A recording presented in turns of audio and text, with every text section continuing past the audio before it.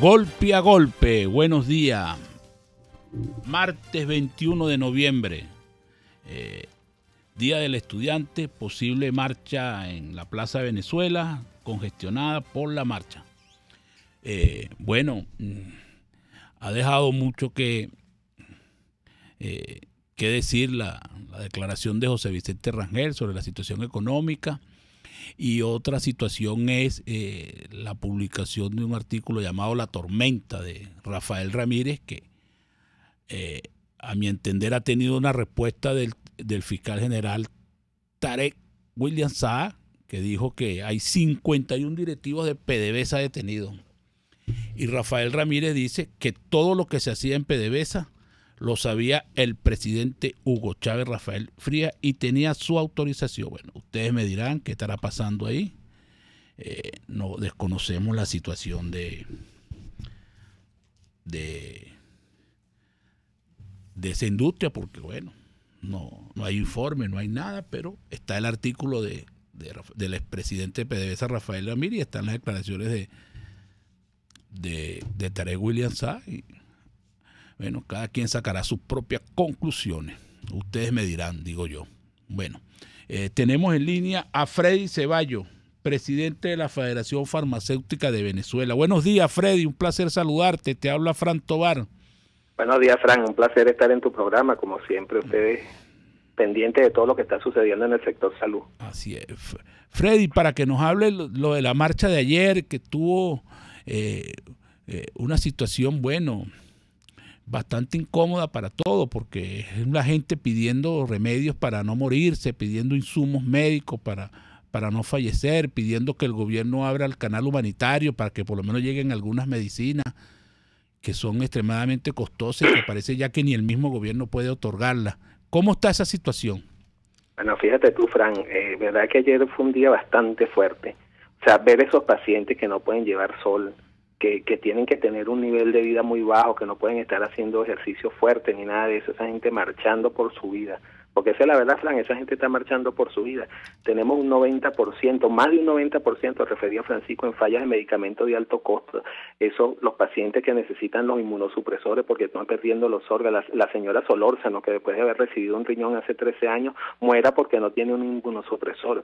Eso es demasiado triste en un país, chico. ¿Cómo es posible los pacientes que tienen cáncer de mama, las damas que tienen cáncer de mama?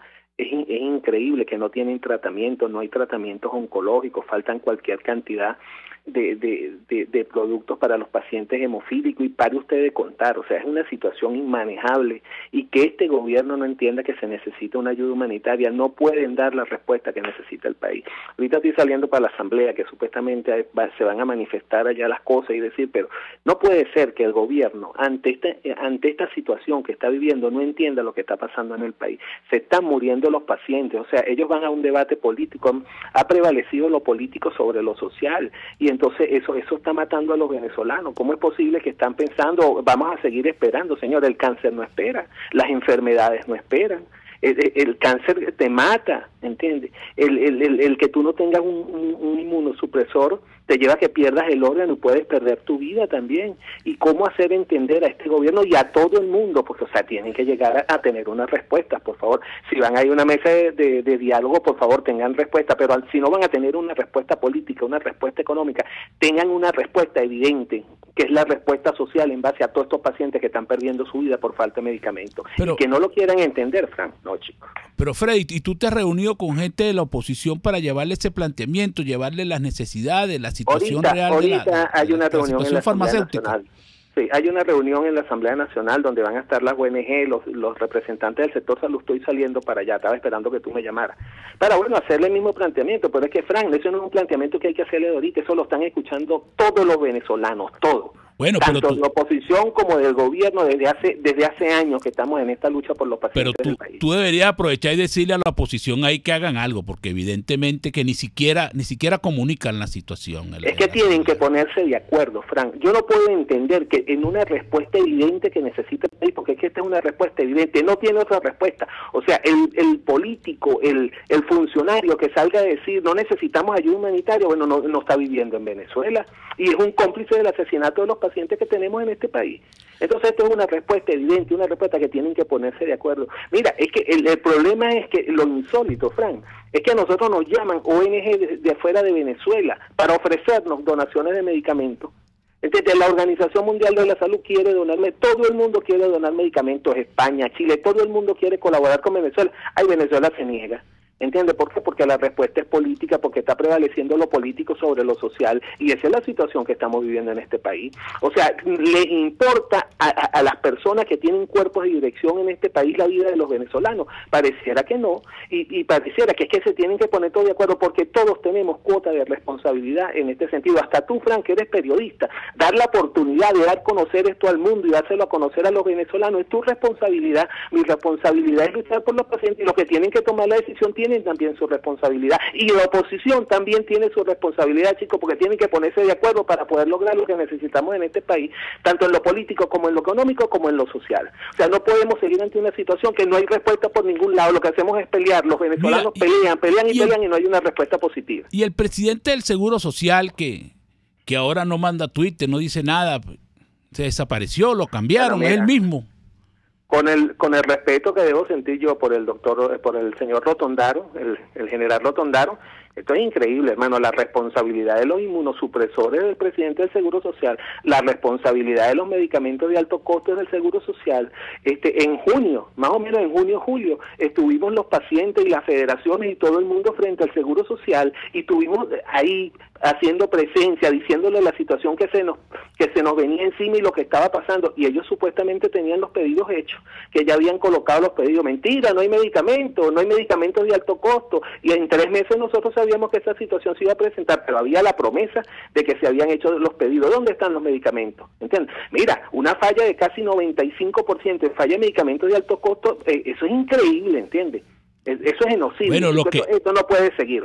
La realidad es que no hay dólares, y lo poco que hay el gobierno lo está regalando, no sé, a los amigos de él. Frank, no hay dólares, pero permite, porque esta no es la solución que necesitamos los venezolanos, pero entonces permite la entrada de medicamentos y de donaciones de alimentos para Venezuela.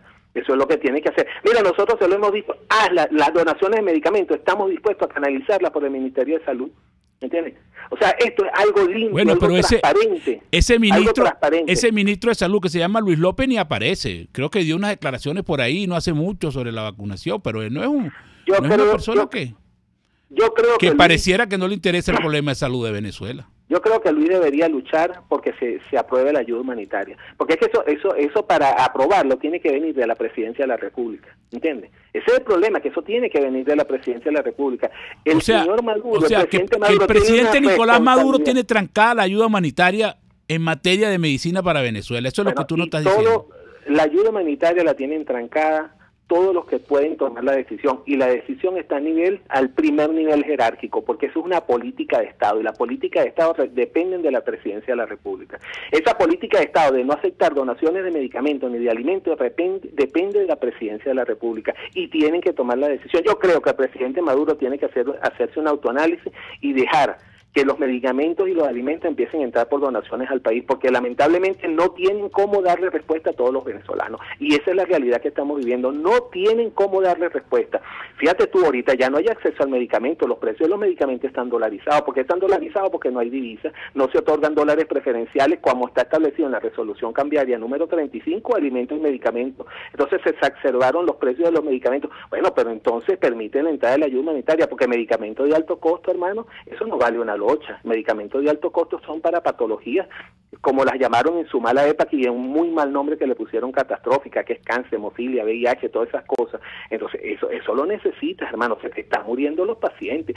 Mira, sería bueno que las personas que tienen los cuerpos de dirección en la salud en Venezuela fueran a una marcha como la que hubo ayer, para que le dieran la cara a los venezolanos, para que vieran esos venezolanos, que esos venezolanos no son políticos, esos venezolanos están luchando por su vida. Mira, y los que los estamos apoyando podemos estar en cualquier momento en esa condición, Dios no lo quiera. Esa gente lucha por su vida, esto no le interesa a la política. Estamos conversando con Freddy Ceballos, presidente de la Federación Farmacéutica de Venezuela. Freddy, pero el presidente Nicolás Maduro hizo una denuncia de unos medicamentos que venían de Colombia, y supuestamente el presidente de Colombia, Manuel Santos, no le permitió la llegada de los medicamentos a Venezuela. ¿Qué sabes tú de esas?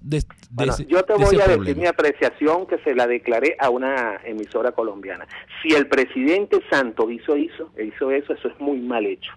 Tú no puedes jugar con la salud de ninguna persona del mundo. Ahora, él fue negado por la gente de Colombia. El ministro de Salud de Colombia dijo que eso era incierto, que eso era falso. ¿Ok? Entonces nosotros no sabemos dónde calibrar la verdad y de quién depende. Lo cierto es que si nosotros estamos solicitando unos medicamentos, el deber ser que si ellos los tienen y están en capacidad de vendérnoslos, pues deben vendérnoslos. No solamente Colombia, cualquier país. ¿Ok? Entonces yo no te puedo calibrar la verdad, porque el presidente Maduro dijo una cosa, pero el ministro de Salud de Colombia dijo otra. Él dijo que eso era falso, que eso no era así, que esa no era la situación.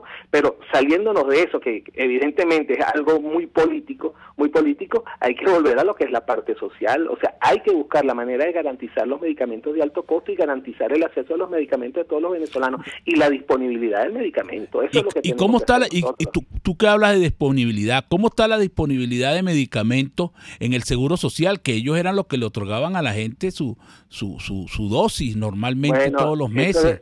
Fran, eso es lo que llamamos medicamentos de alto costo, porque son distribuidos en las farmacias de alto costo del Seguro Social.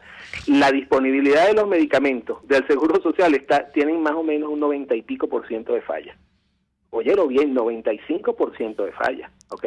O sea, no se están haciendo los pacientes los tratamientos oncológicos, no están recibiendo los pacientes hemofílicos los factores de coagulación. En menos de 2 años hay 22 pacientes hemofílicos que han muerto. Oye, esa es una situación grave. Y los pacientes que están ahorita por problemas de inmunosupresores, por la pérdida de los órganos, es una situación muy grave, ¿entiendes? Se mencionaba el viernes que ya hay 100 pacientes sin medicamentos. O sea, tienes que ver la situación que estamos viviendo y de la misma manera tenemos problemas del sistema nervioso central, de la misma manera tenemos problemas con los pacientes de Parkinson, ¿entiendes? Es una situación crítica con los pacientes de próstata, los antibióticos, bueno, eso es un drama los antibióticos hoy en Venezuela. Recibimos 1000 llamadas al día esperando que dónde pueden conseguir los medicamentos antibióticos por las infecciones que se están presentando. Esos son tratamientos agudos de urgencia.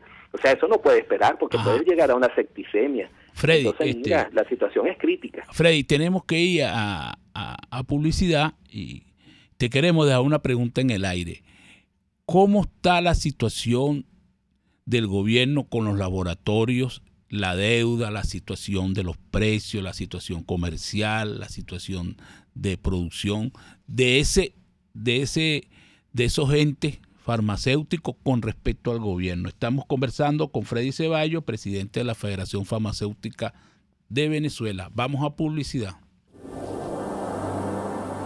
Usted escucha Golpe a Golpe por RCR 750 AM.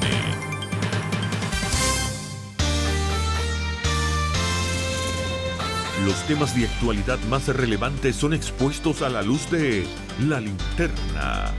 Diego Bautista Urbaneja le invita a formar parte de este ameno espacio de charla y análisis con una buena taza de café y al son de buena música. La Linterna, de lunes a viernes, a partir de las 2 de la tarde, por RCR 750 AM.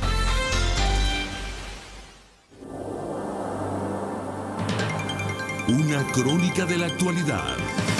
Golpe a golpe. Solo por RCR. Ajá. De regreso con Freddy Ceballos, presidente de la Federación Farmacéutica de Venezuela, y estábamos conversando con él y le dejamos una pregunta en el aire. ¿Cómo está la situación de los laboratorios en Venezuela y especialmente la relación comercial y de pagos de dólares, etcétera, con el gobierno nacional?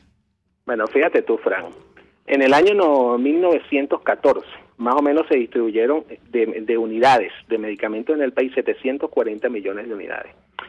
Hoy, en el año 2017, no vamos a llegar a las 300 millones de unidades. O sea, mucho más de la mitad. No vamos a llegar. De 740 vamos a bajar más o menos a menos de 300 millones de unidades.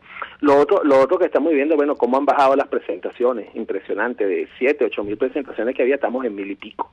Y entonces, claro, no hay importación, está cerrada la importación. La importación que se está haciendo con $1 a unos niveles de costo muy alto. ¿entiendes? Y eso es lo que tú ves en referencia a los costos de los medicamentos en este momento. Cuando tú consigues unos antibióticos que valen 385.000 bolívares, estamos hablando de moxifloxacina, o consigues una sultamicilina que cuesta 450.000 bolívares. Eso es inmanejable para cualquier paciente del país, y esa es la situación que estamos viviendo, porque no hay dólares preferenciales desde agosto del año 2016, ni dólares DICON desde finales de agosto. Entonces todo el mundo, y tú ves cómo han bajado las importaciones de todas las empresas, no solamente del sector farmacéutico, de todos los sectores han bajado las importaciones. Tienen una deuda que sobrepasa los 5 millardos de dólares que le deben a la industria, y de paso, bueno, ponte de acuerdo con la industria. Mira, ¿qué esperamos nosotros? Mira, acércate a la industria y le dice, mira, vale, yo lo que tengo es esto. Establezcan un convenio realista y de fiel cumplimiento, y al menos comprométete cuánto le puedes liquidar mensual para que nosotros podamos planificar y programar una producción de medicamentos. Tienen que estimular la producción. No terminan de entender que un dólar invertido en Venezuela rinde 5 veces más que invertido afuera. Entonces siempre la excusa es, no, pero como esto es coyuntural, necesitamos traer los medicamentos, y de coyuntural en coyuntural tenemos años matando la producción en el país. Y así vamos. O sea, nunca se toma la decisión, vamos a invertir para que se produzcan medicamentos en el país. Evidentemente, bueno, ya las empresas están tratando de meter recursos de ellos para traer los medicamentos, para traer los principios activos para poder producir aquí en Venezuela y lo que puedan traer, pero eso tiene un costo muy alto en el precio del medicamento. ¿Ves? ¿Por qué? Porque son elevadísimos los precios que tienen ahorita los medicamentos. Entonces eso se llama acceso al medicamento. O sea, ahora el paciente, lo poco que se consigue cuando llega a la puerta de la farmacia, abre la cartera y no lo puede pagar. Entonces estamos en una misma situación, porque ¿qué debemos garantizar nosotros? La salud del pueblo venezolano. ¿Y cómo la garantiza? Con atención médica y atención farmacéutica. Pues eso está fallando por ambos lados, por los costos que tenemos en estos momentos. Entonces, si tú no tomas decisiones, y la otra parte, bueno, no funciona la administración pública, porque si el Seguro Social, que es el que atiende las patologías de alto costo del país, no funciona y no trae tampoco los medicamentos, porque es que eso no es un regalo. Aquí todos los venezolanos cotizamos al Seguro Social. Todos los venezolanos cotizamos al Seguro Social. O sea, la gente piensa que tú me estás regalando nada. No, es un servicio que tú le prestas a todos esos venezolanos que cotizan desde que son unos muchachos para que entre dinero al Seguro Social. Entonces, políticas públicas que las han manejado muy mal en materia de salud, y nos ha llevado a esta debacle donde estamos ahorita. Pues te voy a decir algo, Fran, nosotros no vemos ningún país exportador de petróleo donde se esté muriendo la gente por alimentación y por medicamentos, ¿entiendes? Y a todos nos les bajó el precio del precio del barril de petróleo. Eso bajó en todo el mundo. Pero este es el único país donde nos morimos de hambre y por falta de... Freddy, y ustedes están en la comisión de precios acordados. ¿Se han reunido con el gobierno para ver algo ahí, alguna situación? Nosotros hemos tenido alguna que otra reunión con la gente del motor farmacéutico, pero evidentemente en la comisión de precios no estamos. Y te voy a decir algo, Fran, el precio se maneja de la manera siguiente. La industria mete a consideración del Estado el precio, y el Estado lo aprueba. O sea que esos precios que tú estás viendo en la calle son aprobados por el Estado venezolano. Entonces, en esta comisión de precios, bueno, verdad que no sabemos qué es lo que piensan establecer ahí, porque si tú no liquidas divisa ni liquidas nada, tú dependes de cómo lleguen los precios aquí y con la estructura de costos que se esté manejando el medicamento. O sea, tú no puedes poner a trabajar a la gente si va a tener que invertir más de lo que puede ganar. Y esa es la realidad, hermano. O sea, es una situación muy crítica. Por eso tienen que haber dólares preferenciales para el sector farmacéutico y el sector alimentos. ¿Por qué? Por la situación que estamos viviendo. Pero si tampoco tienes dólares preferenciales, no liquidas tampoco dólares complementarios, como es el DICON, bueno, tú tienes que esperarte que los precios sean inmanejables. Y fíjate tú que ya personeros del mismo gobierno han empezado a hablar del grave costo de los precios que tenemos ahorita en el país, ¿verdad? José Vicente Rangel acaba de manifestar algo que es impresionante. O sea, ya la gente se tiene que estar dando cuenta, porque todos vivimos en Venezuela y todos compramos medicamentos y todos compramos comida. La inflación es galopante en este país. No es posible que los precios suban en horas. Tú sabes lo que es en horas, que uno ve el precio de un medicamento, lo ve el lunes y cuando va el miércoles a buscarlo otra vez ya subió de precio. Igual nos está pasando con la comida. Comprarte un par de zapatos hoy en día, ¿entiendes? Todo el mundo y la farmacia del interior de la República, ¿cómo están sobreviviendo a toda esta situación? Bueno, pero es que yo te puedo mencionar, han cerrado más de 100 farmacias en el país. Eso es disponibilidad del medicamento. ¿Y tú crees que el presidente del SUNDE ha sido capaz de entender la situación que le hemos planteado? Nosotros nos tienen trabajando con un margen de un 21%. Dime quién vive ahorita, qué empresa con un 21% si nos sube los sueldos cada 3 meses, ¿entiendes?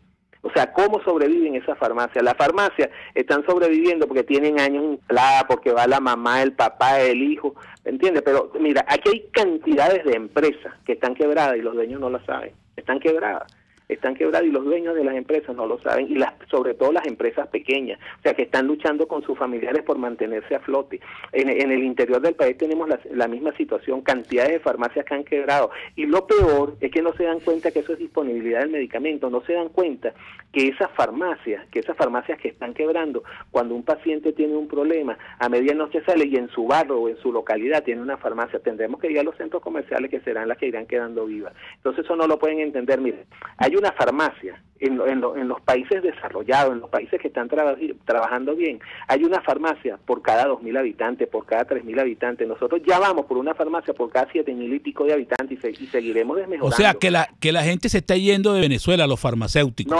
No se están yendo de Venezuela, hermano. Las farmacias están quebrando porque no pueden subsistir con un margen de un 21% para trabajar, y en algunos casos hasta con un 18%.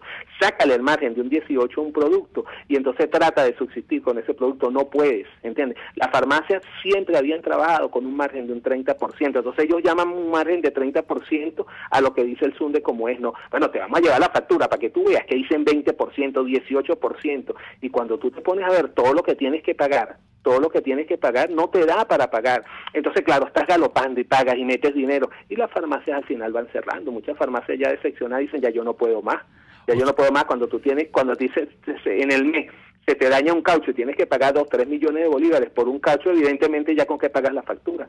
O te quedas sin carro o no pagas la factura. O sea que el gobierno está quebrando al sector farmacéutico. Sí. En materia de farmacias independientes y todas las farmacias en general, porque no te creas tú, esta situación también abarca a las farmacias de cadena. Tampoco les está dando, nos están quebrando. Están quebrando a las farmacias solamente por no entender que tenemos que trabajar con un mayor margen. Y no lo quieren entender, y entonces ahora con el problema de los precios, cuando hacemos la reposición, o sea, tenemos que irle poniendo poco a poco, porque cómo compramos al precio que se están vendiendo ahorita los medicamentos, y reponer los medicamentos es un grave problema ahorita, pero en sí el gobierno está quebrando las farmacias en el país, y está acabando con las farmacias independientes, con las farmacias que están en los barrios, en los caseríos, en los rincones más inhóspitos de Venezuela, hay una farmacia dando un servicio. Freddy, y la situación en las universidades, ¿cómo están haciendo para dar clases si no le llegan los insumos, los reactivos? Bueno, yo te voy a decir algo, no te voy a hablar en exclusividad de la Facultad de Farmacia, te voy a hablar de la Universidad Central de Venezuela, que es la que tengo más contacto. De hecho, mi esposa es profesora universitaria. Mira, ya no se puede formar ni un profesor. Tú estás formando un profesor de relevo dentro de la universidad y cuando te das cuenta se va del país. Los estudiantes se están yendo del país. Los estudiantes no están yendo a la universidad. La delincuencia también está abordando todo lo que es la universidad. La situación es crítica, ¿viste? Estamos perdiendo nuestros recursos humanos. Lo más valioso que tiene un país es su recurso humano, su capital humano, y nosotros lo estamos perdiendo. Y lo estamos perdiendo por las malas políticas que hemos establecido en materias económicas, en materia de todo. Mira, una persona que tenga un trabajo y no le puede comprar un caucho al carro, tú no te has dado cuenta, Frank, que tú vas por las autopistas hoy en día y de repente un carro le da algo y es que perdió un caucho, o se le salió la banda del caucho, porque no lo pueden comprar, hermano. Los venezolanos ahorita no podemos satisfacer las necesidades que tenemos, y eso es lo que estamos viviendo en este país, y por eso todo el mundo se está yendo a pasar trabajo, porque no todo el mundo va a situaciones en país. Fíjate tú, ya los mismos países empezaron a ponerle barrera a los venezolanos para que no entren, ¿entiendes? Freddy, o sea, prácticamente estamos capitalizando a todo el mundo. Freddy, esperamos que te vaya bien, que logres conversar con la gente de la oposición, a ver si entienden como entendemos nosotros, que estamos totalmente de acuerdo con lo que tú estás planteando. Fue un placer tenerte en el programa. Hemos conversado con Freddy Ceballos, presidente de la Federación Farmacéutica de Venezuela, y vamos a publicidad. Ni de suerte, ni de gracia, ni de pecho. Es Golpe a Golpe. El siguiente espacio educativo está dirigido a niños, niñas y adolescentes. RCR presenta Todo se puede, una producción nacional independiente de Mayra Prado, certificado número 16923. El cambio es acción. Muévete por tu salud. No tienes excusa. Tú puedes. Ver para creer. Cuando uno de los 12 apóstoles de Cristo le dijo a Santo Tomás que Jesús volvería entre los muertos, no lo creyó. En las palabras del Evangelio según San Juan, Tomás llegó a decir: si no viere en sus manos la señal de los clavos, y metiere mi dedo en el lugar de los clavos, y metiere mi mano en su costado, no creeré. Ver para creer. ¿Te reconociste en la frase? Cuidado con lo que dices a diario. Si vas a creer en el resultado cuando lo veas, te estás programando para el fracaso. ¿Por qué? Si dudas abiertamente sobre la materialización de una idea, no inviertes los esfuerzos necesarios para el éxito, e incluso se puede sentir esa extraña felicidad del "te lo dije". Escucha estos ejemplos. Vas a una entrevista de trabajo y estás pensando que no es a ti a quien van a contratar. Te esfuerzas en reconstruir una relación inestable mientras estás pensando que es un desperdicio de tiempo. En cualquiera de estas situaciones estás invirtiendo solo la mitad de los esfuerzos necesarios al éxito del proyecto. Es hora de meterse en cuerpo y alma en los proyectos que queremos. Si bien no es una garantía de éxito de todos tus esfuerzos, con seguridad aumentará su probabilidad y el disfrute de tu vida. Solemos tener mucha fe para las cosas que nos limitan y poca para las cosas que nos ayudan a crecer. Cambiamos la balanza. Seguimos la conversación en Twitter por @todosepuedenet. Sé la diferencia. Todo se puede. RCR presentó Todo se puede con Mayra Prado. Síguela por Twitter, @todosepuedenet. Una producción nacional independiente de Mayra Prado. Certificado número 16923. Cada recarga Digitel se convierte en sonrisas para los jóvenes de Fe y Alegría. Con tu aporte y el de Digitel, seguimos unidos todos en un solo corazón. Por cada recarga electrónica, colaboras con el 1% del monto para Fe y Alegría y Digitel también. Además, participas en el sorteo de 8 tarjetas de consumo por 5 millones de bolívares cada una. Con tu recarga, seguimos unidos todos en un solo corazón. Digitel. Promoción autorizada por Sunde del 1/11/2017 al 30/11/2017. Sorteo el 22/12/2017. Central Madeirense, orgullosos de cumplir un año más. Nuestro país nos ha dado un suelo fértil y el fruto maravilloso de su gente nos recuerda que ser venezolano se lleva en el corazón. Central Madeirense, 68 años, sembrando el presente con vista al futuro. Para disfrutar de un exquisito cochino asado o frito en un lugar limpio y agradable, no tienes que salir de Caracas. Ahora en Las Mercedes cuentas con Mi Cochinito Favorito, donde disfrutarás de una comida sana y sabrosa acompañada de tu bebida favorita. En la calle Nueva York, Las Mercedes, Mi Cochinito Favorito, carnoso, jugoso y sabroso. RCR 750 AM. Porque lo bueno une. Ellos sí que no saben nada. Y así nos va. El espacio donde se tocan los temas más candentes de interés político y nacional. Y así nos va. En este programa, la picardía y el humor inteligente son los protagonistas. Pura cabilla. Lara y Hernández descosen y revelan los secretos más oscuros del acontecer político. Y así nos va, de lunes a viernes a las 4 de la tarde, por RCR 750 AM. Golpe a golpe, el cuento completo entre lo irónico, lo serio y lo ácido. A golpe tenemos en línea a Javier Ignacio Mallorca, periodista de Suceso y miembro del Observatorio Venezolano del Crimen. Buenos días, José Ignacio, un placer saludarte. Sí, me alegra saludarte. Mira, José Ignacio, en Venezuela desaparecieron los robos a los bancos, definitivamente. Eso de entrar a un banco para robarlo ya no es viable por la vía de la delincuencia. Parece que el secuestro como que es tiene mayor ganancia para los delincuentes que el robo al banco.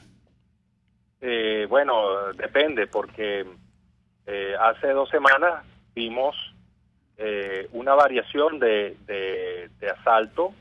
Realmente no fue un robo, fue un hurto, pero fue perpetrado en la sede de Blindados de Oriente un fin de semana, y los antisociales se llevaron, 10 millones de bolívares en efectivo. La gente podrá decir, bueno, eso es mucho, es poco, si lo compara con el cambio libre, pero en todo caso era una gran cantidad de billetes que se llevaron, Y este tipo de hechos, bueno, se está viendo tú sabes nuevamente.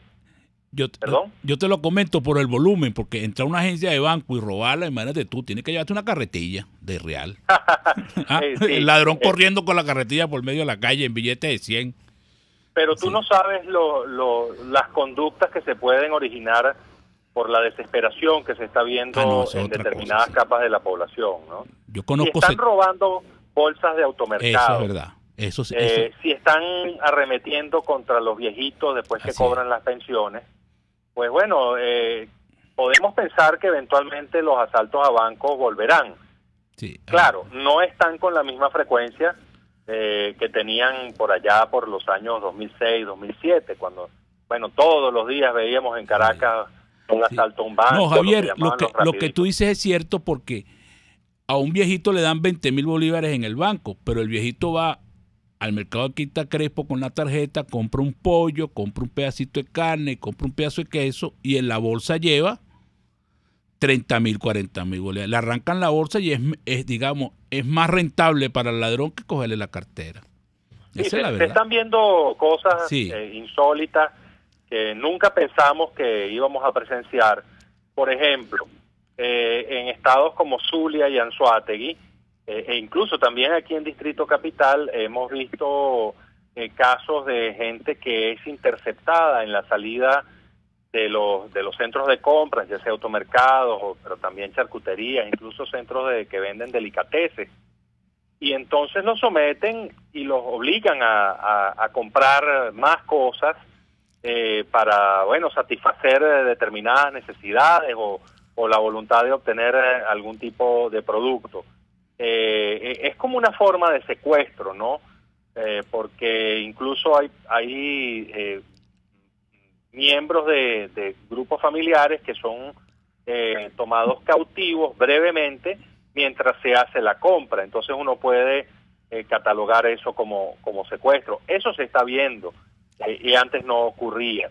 Entonces, bueno, uno de los principios que estamos percibiendo acá es que el AMPA está en permanente adaptación a las circunstancias económicas, sociales, pero también de oportunidad. Y ellos han encontrado que los alrededores de los centros comerciales, especialmente de los lugares donde se compran víveres, pues ofrecen oportunidades para ellos obtener algún tipo de botín. Ajá. Javier, ¿y cómo haces tú para conseguir información? Porque yo que soy un lector de muchos periódicos por la profesión que tengo ahorita, veo que hay escasez de información, sobre todo en materia delictiva, ¿no? Pareciera que hay como un ocultamiento, ¿no? Por ejemplo, en estos días yo vi que 11 personas, cuidado si no más, murieron en unos enfrentamientos allá en el estado de Bolívar, y eso de verdad que no fue, o sea, no fue una noticia así, sino más allá como 2 o 3 periódicos, y constantemente esas noticias van desapareciendo. Tiene que ser un crimen muy llamativo para que lo publiciten o lo publiquen la prensa. Entonces, ¿cómo haces tú para conseguir información si los cuerpos de seguridad no dan ninguna estadística, ninguna cifra, no dan datos de ningún tipo? Bueno, es complicado y cada día es más difícil. Definitivamente el gobierno, desde hace más de 10, 12 años, se ha desarrollado una estrategia de impedir, de mermar la posibilidad de acceso a la información, especialmente en los que nos dedicamos al tema del periodismo en sucesos. Entonces, conscientes de esto, bueno, fuimos desarrollando los periodistas de sucesos algunos indicadores que de cierta forma podían decir a la gente e incluso a nosotros si la criminalidad estaba en aumento o en descenso. Uno de estos indicadores, quizá el más utilizado, era el número de ingresos en morgue, la morgue de Bellomonte. Frente a esto, el gobierno tomó la decisión de diversificar, de generar centros de recepción de cadáveres, no los podemos llamar morgues, porque no tienen las condiciones de tales, pero resulta que en Caracas, bueno, ya hay 3 o 4 lugares donde se reciben cadáveres y donde se impide el acceso a los periodistas. Entonces, mira, este es un trabajo de hormiga hay mucho de intercambio de información, hay mucho de intercambio de pareceres, y bueno, la idea es que la gente se mantenga informada. Los que salen perdiendo con toda esta censura generalizada, no solo en el tema de los sucesos, sino también en el área económica, en el área de salud, no somos los periodistas, sino la ciudadanía en general, entre ellas los periodistas, pero esto es un tema que debe ser visto con mucha más amplitud. Otra cosa que llama mucho la atención, Ignacio, es que la gente, cuando se comete un delito de secuestro, de robo de vehículo, de sustracción de algo de la casa, trata de negociar con los delincuentes sin ninguna participación de los cuerpos de seguridad del Estado. Eso está generando una situación de, como decía otro país, pues, o sea, yo me entiendo con estos tipos y trato de resolver lo que pueda, pues, de salvar lo que pueda. Ese fue un desarrollo de dos factores, ¿no? Por una parte, la extensión y la mayor frecuencia de los secuestros en el país generó, si se quiere, una especie de cultura de negociación con antisociales, ¿no? Pero por otra parte, y de manera simultánea, dentro de las policías, y especialmente en la policía judicial, se fue extendiendo una práctica tremendamente nociva, que era de poner trabas para la recepción de la denuncia. Pongo un ejemplo. Cuando a usted le hurtan la batería, lo cual es un delito, el hurto de partes y piezas de vehículos automotores, usted va a denunciar, se toma la molestia y el tiempo de ir a denunciar esto en una subdelegación de la Policía Judicial. Bueno, pues allí no le hacen la denuncia con las formalidades del caso, sino que le hacen una especie de notificación o constancia de que usted ha ido a participar, que le han hurtado la batería. Pero la consecuencia inmediata de esto es que eso no va a las estadísticas de criminalidad y por lo tanto, bueno, le sirve al final del día al gobierno para decir que el delito está bajando, cosa que nadie cree. Pero además de eso, se ponen trabas absurdas. Pongo otro caso. Hubo un asalto masivo hace unos años a los niños que iban en un plan vacacional a Higuerote y les llevaron los teléfonos y todas sus pertenencias. Y después de esa circunstancia, de ese momento tan terrible, bueno, lo primero que intentaron hacer las víctimas fue ir a la subdelegación de la Policía Judicial allí en Higuerote, y allí les dijeron que no les podían tomar la denuncia porque no llevaban las facturas de los teléfonos. Bueno, este es un ejemplo que quizá parezca un poco absurdo, tirado por los cabellos, pero esto se reproduce constantemente con la finalidad de hacer que la gente desista de ir a denunciar. Incluso en casos de robos y hurtos de vehículos, esto está sucediendo, ¿no? Se ponen trabas absolutamente cosméticas, ¿no? Desde luego, ahora uno ve entonces al ministro Reverol diciendo que el delito está bajando, que los delitos contra la propiedad ya no tienen la misma magnitud que antes, pero esto tiene un factor de cifra negra muy fuerte. Lo que uno tiene que pensar en ese caso es, bueno, cuántas denuncias dejaron de hacerse precisamente por esta actitud de los funcionarios que están cuyo trabajo es recibir la denuncia y procesar las investigaciones. No, en eso tú tienes toda la razón, porque los robos menores terminan a lo largo de la vida convertidos en robos mayores. O sea, una persona que empieza robándose unas cosas pequeñas va creciendo y va aumentando su capacidad de robo. Si tú no tienes estadísticas para la sociedad, no sabes qué es lo que está ocurriendo. Sí. Bueno, yo te quería comentar eso. Se esconde la información entre ellos mismos. Ni siquiera las propias policías saben lo que está ocurriendo en sus jurisdicciones, porque el ministerio, si tú eres una policía de un gobernador o de un alcalde que no es afecto al oficialismo, entonces no recibe la data. Tiene que enterarse porque, bueno, de repente tiene otro amigo policía en el ministerio y por los caminos verdes te manda alguna información. Esto es lo que está ocurriendo. O sea, y así, por supuesto, no vamos a superar esta profunda criminalidad que estamos padeciendo los venezolanos. El ministro Reverol ayer planteó otro plan, pero me imagino que que lo hizo de manera solapada, porque no fue eso, así ese tipo de planes rimbombantes que ellos están acostumbrados a hacer, sino bueno, un plan de seguridad, de sembrino, o sea, como bueno, haremos algo, me voy a reunir con el gobernador de Miranda y decir, bueno, ya, ¿qué más planes si ya todos los planes que tú tienes no te funcionan? Bueno, ese es el dispositivo que tradicionalmente se ejecuta en las Navidades, se llama Navidades Seguras. Sabes que a mí me parece que el ministro Reverol entiende que no es muy aconsejable andar exponiéndose por allí, hablando de sus planes y todo esto, porque la gente al final del día, ¿sabes?, no le va a creer, pues. Entonces, bueno, ha decidido, en este caso, ha optado por un perfil más bajo. Sabes que en materia de seguridad eso es incluso más conveniente, ¿no?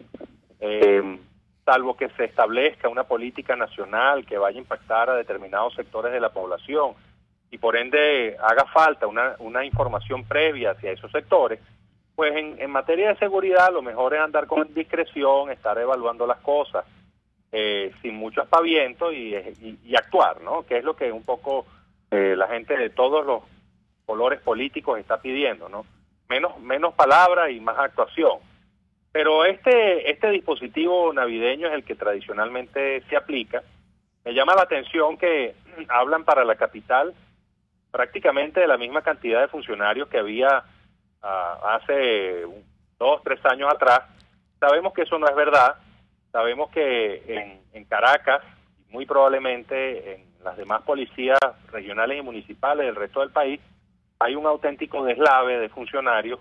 Las solicitudes de baja son a diario, ¿no? Hay un director de policía de un municipio capitalino me confesó hace un par de días que ellos estaban procesando 4 solicitudes de baja diarias. Bueno, ningún cuerpo policial aguanta esto, ¿no? Y ellos no le pueden decir o exigir al funcionario que permanezca allí con los sueldos míseros que están cobrando. Claro, y los policías activos trabajan por su cuenta en la misma zona cuidando a los comerciantes. Eso se llama parcelero. Parcelero, y es algo, está bien. Bueno, es casi tradicional, viene de los viejos vicios de la policía metropolitana, pero ahora lo vemos en todas partes. Sí, y me imagino que estarán renunciando para ser guardaespaldas de alguien, porque después que han recibido esos cursos y este entrenamiento, se dedicarán a cuidar a alguien o a familiares de alguien. Esa es la verdad. Es así. Un servicio de seguridad privado, bueno, ni siquiera escolta empleado por alguna empresa de estas transnacionales o una empresa reconocida, sino escoltas empleados directamente por las personas que van a recibir el servicio. Por cierto, muchos de ellos militares activos que prefieren ser escoltados por individuos privados antes que funcionarios. Bueno, les pagan 3 y 4 veces más, pero apenas entrando. Sí, y toda la serie estaban recibiendo al momento de pedir la baja. No, y me imagino que en esos edificios y esas zonas del este que viven bastante gente, tendrán gente más capacitada para cuidarlos, etcétera, sus bueno, y eso forma parte además de un proceso que el gobierno decía negar a todo trance, pero que ahora parece inevitable, que es el proceso de privatización de la seguridad pública. Bueno, pero Jesús, Javier, de eso queremos hablar contigo cuando regresemos de publicidad. Estamos conversando con Javier Ignacio Mallorca, periodista de Suceso y miembro del Observatorio Venezolano del Crimen. Cuando regresemos vamos a seguir conversando con él sobre la privatización de la seguridad pública, que es lo que estamos viendo en este momento en el país. Vamos a publicidad. Usted escucha Golpe a Golpe por RCR 750 AM.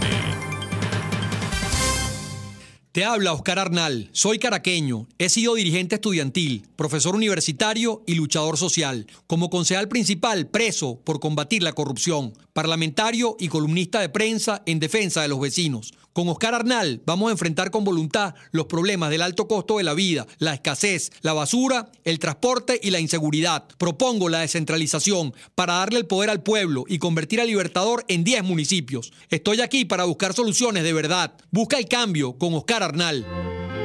Es momento de crecer, aprender cosas nuevas, desarrollarnos. necesitamos más espacio. Creo que es mejor que nos tomemos un tiempo. Tiempo es lo que te sobrará, porque ya no hace falta ir a una agencia gracias a la banca electrónica Banesco. Transfiere, consulta, paga tus tarjetas y servicios de forma rápida y segura y mucho más. Fácil no, muy fácil. Banesco contigo. En el restaurante Los Pilones, saborea y disfruta exquisitos pescados frescos, carne, pollo y mucho más. Los postres son los más pedidos por chicos y grandes. Date el gusto y el placer de comer sano y sabroso, como a ti te gusta. El restaurante Los Pilones está en Las Mercedes, frente al Centro Comercial El Tolón. Restaurante Los Pilones, auténtico sabor criollo. En RCR echamos mano día a día de herramientas periodísticas para exponerles de la mejor manera lo que sucede en el país. Hablamos de las grandes cosas, pero también de las pequeñas, de las que les pasan a usted. Presentando los conflictos, pero también las posibles soluciones. Con respeto, en este país polarizado, porque entendemos que las diferencias existen. Y contrastamos la información, porque para nosotros lo más importante es usted. Inmediatez, opinión, participación, tolerancia y respeto. RCR 750 AM, porque lo bueno une.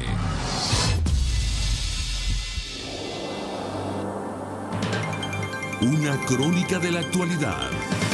Golpe a golpe. Solo por RCR. De regreso en Golpe a Golpe, estamos conversando con Javier Ignacio Mallorca, periodista de Suceso y miembro del Observatorio Venezolano del Crimen. Le habíamos dejado una pregunta en el aire a Javier Ignacio, que era que la seguridad se está privatizando, porque uno va por los bulevares de Katia, de Sabana Grande, en Caracas, y ve en todos los negocios una persona cuidando la puerta que obviamente o es policía de civil o es policía activo, pues que está cerca de la cosa. Entonces todo eso tiene un costo que lo cancela el dueño del negocio. Presumiblemente, ese es un trabajo que se conocía de hace ya muchos años como el de parcelero, ¿no? Le dicen así porque los policías, presumiblemente francos de servicio, aunque también los vemos uniformados, suelen establecer nexos de contratación privada con comerciantes, incluso con miembros de juntas de condominio, ¿no? En los territorios donde ellos viven o donde hacen circuitos de patrullaje. Entonces, bueno, la dinámica en esto es que cuando el policía termina su circuito, digamos, su jornada laboral, entonces va ya vestido franco de civil, y se presenta en el local y bueno, hace rondas por allí, pero entonces luego esto se ha ido extendiendo un poco más y se ha ido como corriendo la arruga, y entonces el policía, mientras está en su jornada laboral, destina un poquito más de tiempo a aquellos locales con los cuales ya existe una relación previa de este tipo, ¿no? Entonces, por ejemplo, coloca la moto allí, la deja estacionada frente al local, un poco como disuasivo, ¿no? Pero esta es una de las múltiples formas de privatización de la seguridad. Ojo, no es que uno esté en contra de esto de manera principista, pero uno tiene que observar que la ley del servicio de policía y del Cuerpo de Policía Nacional Bolivariana, que fue aprobada por allá en 2010, establecía en su exposición de motivos una severa crítica hacia lo que ellos denominaban precisamente la privatización de la seguridad. Entonces, esta era la actitud, la opinión del régimen entonces y ahora. Pero hay una realidad que se ha ido imponiendo y que quizá ameritaría un ejercicio de sinceración en cuanto a lo que ha ganado en terreno la actividad de seguridad privada, ¿no? Porque lo que está ocurriendo es que esta actividad entonces crece con desorden, sin regulación de ningún tipo. Vemos, por ejemplo, escoltas que trancan el tráfico en determinados accesos a la autopista porque sus clientes van pasando, ¿no? Y son señores que van vestidos de negro en una moto 650, presumiblemente armados, y tú no sabes si son funcionarios activos o son escoltas civiles, porque bueno, también los funcionarios activos van vestidos así. Sí, entonces, y tú también ves cosas absurdas. Yo entré a un restaurante y habían como 5 escoltas y todos tenían en la chaqueta escolta de seguridad. Yo digo, bueno, si aquí viene alguien a hacer algo, ya sabe quiénes son los escoltas. O sea, se ve que, bueno, como tú dices, hay que establecer una regulación sobre este tipo de detalles. Y una preparación, porque tampoco puede ser que cualquiera puede ser escolta. En Venezuela ocurre lo siguiente. No existen procesos de certificación periódica para las personas que trabajan en la seguridad privada. Entonces, cualquier individuo que haya hecho su servicio militar y que tenga un carnet de haber prestado este tiempo de servicio en la Fuerza Armada ya se siente con atribuciones para ser de vigilante privado o de escolta, ¿no? Y eso es un error, es decir, estamos hablando de un oficio que tiene una técnica y que cada vez se especializa más y que amerita entrenamiento y reentrenamiento. Y eso aquí no está exigido, ¿no? El gobierno, con su línea de negación a todo trance de la existencia del sector privado de la seguridad, lo que ha permitido es un crecimiento desordenado de este sector en Estados Unidos, México, Guatemala, Colombia, Perú, Chile y Argentina, por citar algunos países. Estas cosas se regulan y se establecen relaciones de complementariedad entre los sectores público y privado, porque se entiende que el servicio de seguridad pública es algo que amerita tanta exigencia que los estados, por regla general, no están en capacidad de proveerlo por completo, independientemente de que los ciudadanos paguemos todos nuestros impuestos. Y como tú dices, y evitar el riesgo de que cualquier loco tenga una pistola, tenga un arma para hacer lo que quiera en un momento determinado, sin ningún tipo de preparación, de conocimiento sobre lo que es la seguridad, pues, desde el punto de vista de una persona, porque, bueno, es una cosa impresionante. Entonces, fíjate que, bueno, al final del día, la seguridad termina siendo un bien o un servicio muy costoso, porque esto que no nos provee el Estado, aun cuando paguemos nuestros impuestos precisamente para que nos den seguridad, bueno, terminamos pagándolo en términos de contratación de vigilantes privados, la compra de tecnologías de videovigilancia, tecnologías de comunicaciones para emergencia, GPS para nuestros vehículos, que además GPS conectado con servicios de monitoreo privado. Algunos de ellos incluso te ofrecen conexión directa con las policías en el sector donde se produzca la emergencia. Bueno, todo esto lo terminamos pagando los ciudadanos precisamente porque el Estado no nos provee o no cumple su función básica, que es dar seguridad a todos los que estamos aquí. Bueno, así como esto no cumple otras funciones, pero en fin de cuentas, lo que origina al Estado como tal, como concepto, es la necesidad de seguridad de los ciudadanos. Y eso no está ocurriendo. Entonces, bueno, vienen estos procesos de privatización. Hay otros. Los colectivos, el auge de los colectivos en determinadas zonas del país también obedece en parte a este tipo de procesos, con el añadido o el ingrediente de que ellos cuentan con aval político de determinados sectores del gobierno central. Y con el apoyo de algunos sectores de la administración pública. Javier, fue un placer tenerte en el programa. Hemos conversado con Javier Ignacio Mallorca, periodista de Suceso y miembro del Observatorio Venezolano del Crimen. Y será hasta mañana. Vamos a publicidad.